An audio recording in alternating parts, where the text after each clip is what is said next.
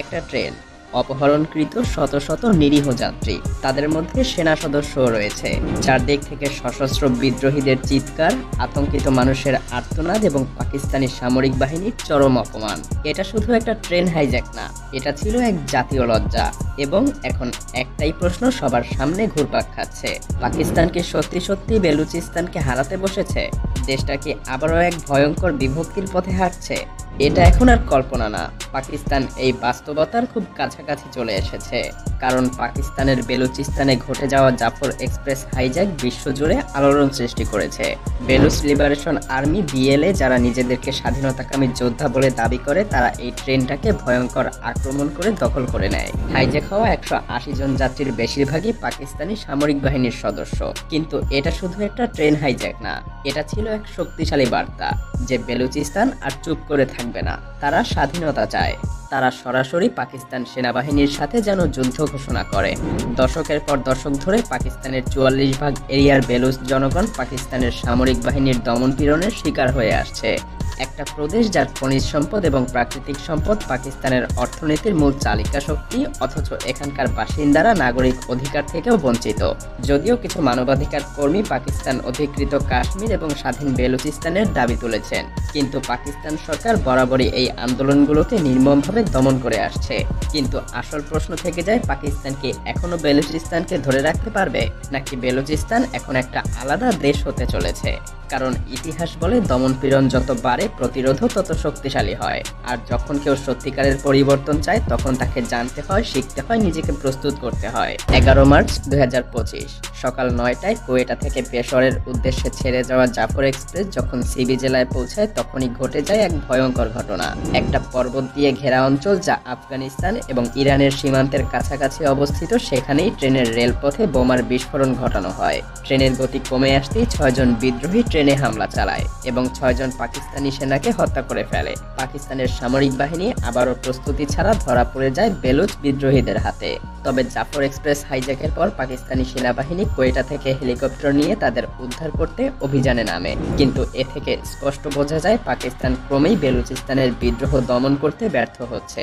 BLA তাদের বার্তায় স্পষ্ট জানিয়ে দিচ্ছে, পাকিস্তানি সামরিক অভিযান বন্ধ করো এবং বন্দী বেলুচদের মুক্তি দাও, না হলে জিম্মিদের হত্যা করা হবে। একদিকে পাকিস্তান অর্থনৈতিক সংকট এবং রাজনৈতিক অস্থিরতার সঙ্গে লড়াই করছে, আর অন্যদিকে এই হাইজ্যাক তার ভেতরের দুর্বলতাকে আরো গভীর করে দিয়েছে।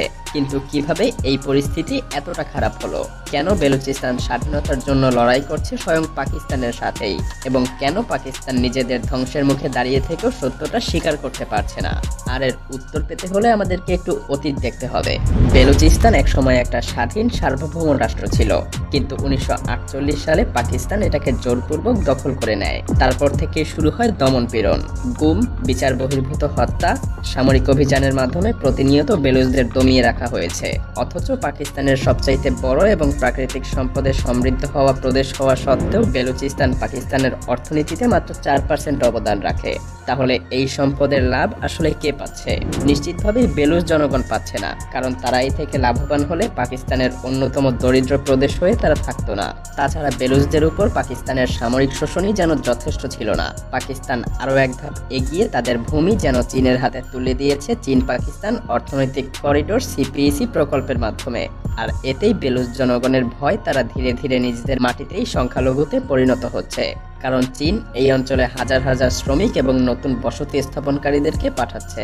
যদিও পাকিস্তানের শক্তিশালী সামরিক বাহিনী বরাবরই নিজেদের অপ্রতিরোধ্য হিসেবে বিশ্ববিখ্যাত, কিন্তু জাফর এক্সপ্রেস হাইজ্যাক পাকিস্তান সামরিক বাহিনীর এই শক্তিতে বারবার আঘাত করে চলেছে। বিএলএ একের পর এক সফল আক্রমণ চালাচ্ছে।